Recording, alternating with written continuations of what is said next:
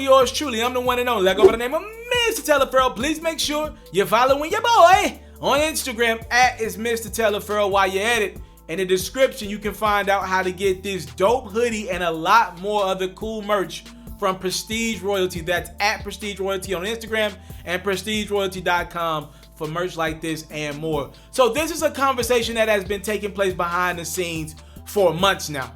Everybody that I know that I talk hip hop with behind the scenes, we've all talked about this one a few times. Put it like this: people are talking about this story, but not a lot of people have been publicly talking about it. That will change today and going forward.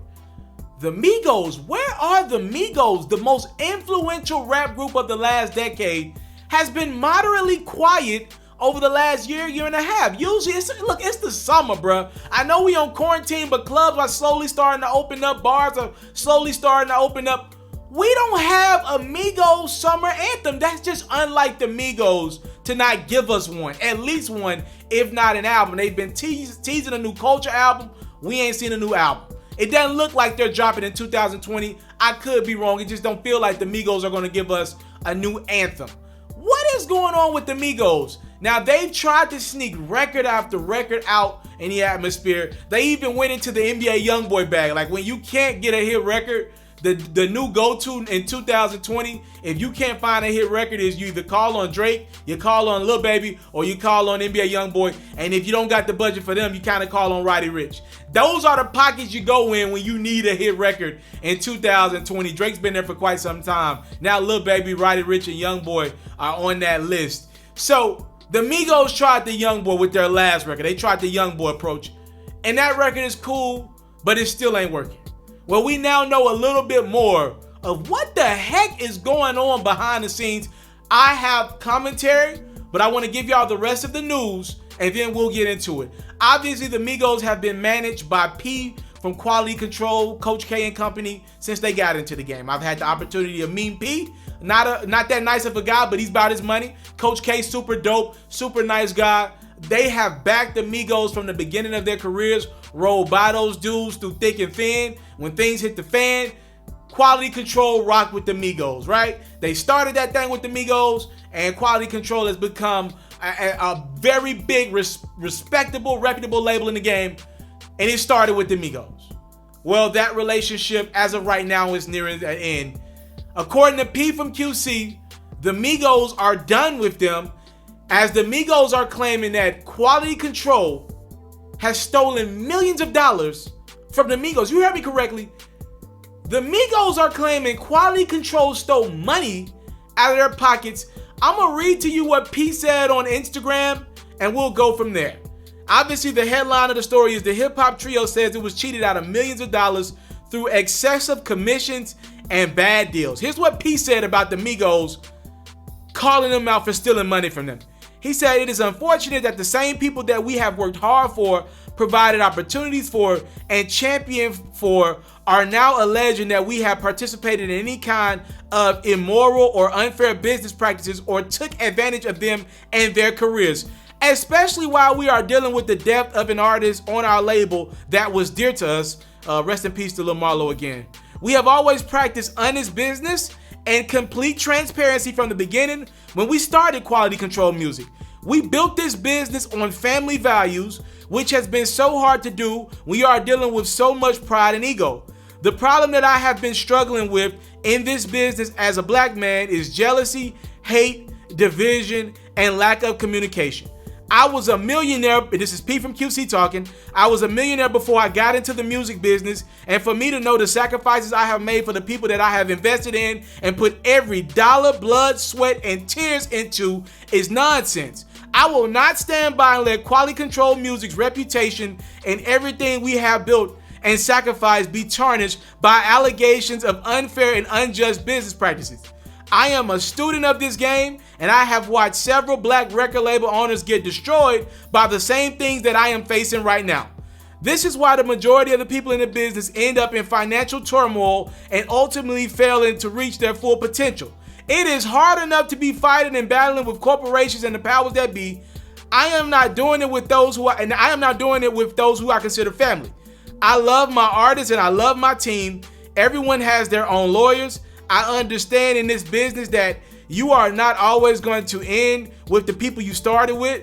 I say that to say I am not forcing anybody to be in business with us that has a problem and cannot communicate and does not want to work as a unit. Everything is negotiable. I wish my whole team more money, more blessings, and continued success. And P ended by saying, long live Marlo. And we want to emphasize that. Rest in peace to Marlo. Prayers to that man's family. He was a part of the Quality Control family. What I just read to you guys is as big a storyline you'll hear in music in 2020. And this has been a wild year. Ladies and gentlemen, look how wild 2020 has been. The Migos are breaking up with P, Coach K, and Quality Control. The Migos, no longer with Quality Control. I have so many thoughts. If you only came to this platform for the reporting aspect of the video, you could pause it and cut it off right here. The rest is not reporting. This is commentary, because I do get paid for not only my reporting, but people want to hear some of that Ferro perspective on things, because I do have one. I think this is wild. First and foremost, this should be a lesson to you. No matter how good things look, anybody in business with somebody, I don't care if they brought you into the game, I don't care if people looked out for you from the beginning, any business situation can end up ruptured. Any business relationship can end. Any business relationship can end. There is no loyalty in this thing. At the end of the day, people are going to look out for their own interests at heart. That's my first thoughts when I read what P from QC said. My second thoughts are, and this is not me saying this, I got this from someone else. I don't remember who I got it from, but I thought they made, maybe it was Lil Yachty. Don't quote me on that. But someone a few months ago said, things seem like it hasn't been the same with the Migos ever since they all opted to do solo projects. We got a Quavo solo album, we got a Takeoff solo album, and then we got an Offset solo album.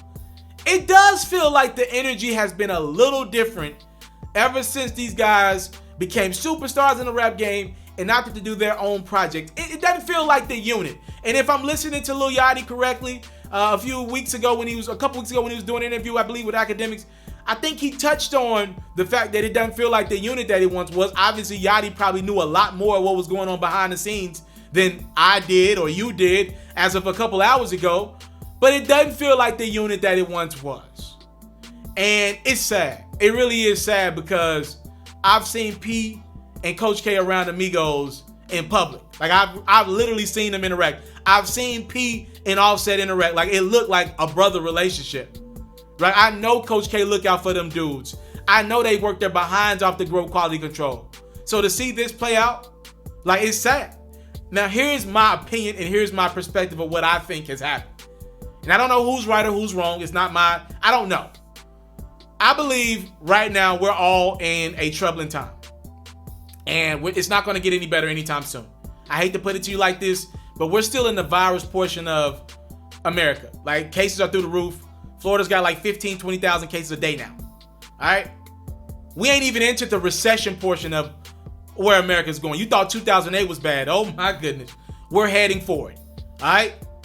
I only bring that up to say, I think now more than ever, people are looking at their bank account, right? You got to plan for the future. And what's happening right now is, I believe, people are looking at more withdrawals than deposits. See, when you the Migos, these dudes tour so much. Every festival in America, for the most part, has the Migos on it. If the Migos are free, they're doing that festival. I've seen these dudes do 2, 3, 4 shows in a day even, because they're so booked. So if you're the Migos, it's always been positive, deposit in those bank accounts. They ain't never even had a reason to slow down, sit down, and count their finances, because they're always winning. They're always doing shows. I mean, these dudes, since they've been in the game, I mean, you got to believe that they ain't been under 40,000 a show for a long time. It's been a long time since the Migos been under 40, 50,000 a show. You need to come up with 6 figures to book the Migos, at least for the last 4 or 5 years. I mean, they've been on tour with Drake. They did their own tour with Future. The Migos are as big as it gets in hip hop, right? From a rap perspective, it don't get too much bigger than the Migos. And the paycheck that they get, it don't get too much bigger than the Migos get in a paycheck. And I think right now everybody's counting their finances. Like, yo, I still got these bills. You know, no deposits ain't coming in like they used to.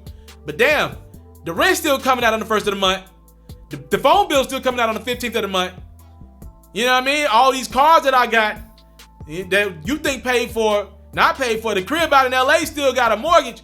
So I think more than ever people are looking at their finances. Here's what I think happened.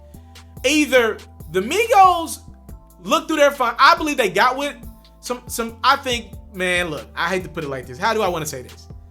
I think it's very possible, since Quavo and Offset, I know, are on the West Coast with their girls more time than not. I think it's very possible that an executive, maybe when Offset was around Cardi, his superstar lady, or maybe Quavo when he was around on a movie set somewhere, I don't know. I believe an executive stepped to Quavo and Offset, or maybe even Takeoff, and they talked their finances. And maybe that executive looked at them and was like, yo, let's go through your money. Wow. Quality control's getting 40% of that? 50% of that? If you were with me, I'd only get 15%. Man, you guys have really let quality control, man, these guys have really gotten a lot of money out of you guys over the last 7 to 8 years. Maybe you guys should look into other management. We have to remember, as the Migos were coming up, as you saw in P's message, QC was coming up as well. They were learning the business as well. I know Coach K had worked with Gucci and Jeezy, but the success he was experiencing with the Migos in this era was different. So I'm looking at it like, I'm guessing Offset or Quavo got with somebody who talked finances with them and said, yo, quality control is getting too much of your money. Now, I don't know if that's true or not. It could go either of two ways from here, right? Either quality control was getting a little too much money from the Migos for their liking, or whoever explained the Migos situation to them is telling them the situation with the glass half empty. And what I mean by that is, I don't like when white executives get into our business, right? Because sometimes it don't make sense to them. Yes, you could say, let's say quality control is getting 30% of the Migos money. I'm just throwing some numbers out there to keep it simple, right? I don't know that to be true. Yeah, what if that's too hot to that white executive? Yes, in 2020, maybe that white executive could be like, yo, you letting them get 30% of y'all money? But the thing that white executive could potentially be missing, I'm just throwing a possible scenario out there. Yeah, you could say that in 2020, but when it was 2010, 2011, 2012, when the Migos were 5,000 a book, 10,000 a book, 15,000 a book, when they were splitting like 8,000 amongst them, 10,000 amongst them, who was around then? Because it wasn't them white executives. It was quality control building that brand from the ground up. When they were dropping the Streets on Lock and all, when they were dropping the Hannah Montanas and the tapes to get them off the ground, when they were screaming birds, who was next to them? It was quality control. I'm not saying that is the situation. I'm not saying quality control didn't steal from them. I'm not saying the Migos are not on some Hollywood-ish right now and potentially just are losing their mind on the West Coast right now. I'm not saying anything I don't know. I'm just throwing a possible perspective out there. I never saw this one coming. I knew relationships could be ruptured. Obviously, we know the relationships, like the more infamous ones like Birdman and Wayne and others, but I never thought in a million years as much money as Coach K and Pete and got with the Migos, I never in a million years thought the Migos and P and QC would go down this road. Never in a million years. Because like I said, as a media personality, as a reporter that's covered events that all those dudes have been at, just watching, it really looked like family. It really looked like family. And I mean, we're entering a new era with quality control. Their number one act is now Lil Baby. Their number two act is the City Girls. And everyone else got to follow in line after that. Lil Yachty's of the world. Everyone else got to follow in right after that. That is number one and number two priority over there at QC right now. It is Lil Baby, and it is JT and Young Miami and the City Girls. We'll see. I mean, there's a lot of questions that comes out of this. Like, yo, how are the Migos technically out of their deal? Pete kind of said, yeah, if you don't want to work with us, we'll let you out of your deal. Like, how does that work? Will the Migos go elsewhere? Obviously, there's another label, a bigger, major label involved in this as well. There are so many question marks. Cardi was managed by quality control. Like, what is her perspective on it? So much has happened, but so much has been explained with that one post from P. We know so much now. The Migos have thrown out record after record after record, but you never really felt like they put their all into a record like a Bad and Bougie, right? You always felt like they kind of threw it against the wall, and if it stick, great. But we ain't going to put the budget behind you. Now you know why. There are differences of opinions behind the scenes between Quality Control and the Migos. Please let me know what you think about this incredibly long news break in the comment box below. I thank you guys so much for the time, love, support. Let me know your comments.